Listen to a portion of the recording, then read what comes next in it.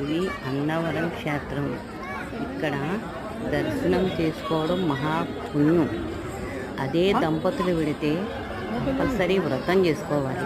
కొత్తగా పెళ్ళైన దంపతులైనా పాతవారైనా వెళ్ళిన ప్రతి ఒక్కరూ కూడా వ్రతం చేసుకోవడం వల్ల శుభాలు జరుగుతాయని ప్రత్యేకంగా చెప్తారు.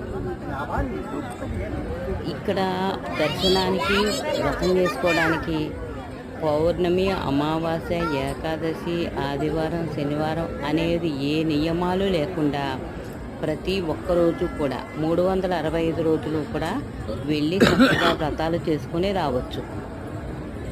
ఇక్కడ కోరిన కోరికలు తీరే సత్యదేవుడని పేరు. ఇక్కడ చూడండి, పునః దర్శన ప్రాప్తి సిద్ధిరస్తు అంటే మళ్ళీ మళ్ళీ దర్శనం జరగాలని ఆ భగవంతుని మనం కోరుకుంటే అనుకోకుండా మళ్ళీ పునః దర్శన ప్రాప్తి సిద్ధిస్తుందని ప్రతీతి. అందుకే ఆ విధంగా చెప్తారు. ఓం నమో శ్రీ సత్యదేవాయ నమః.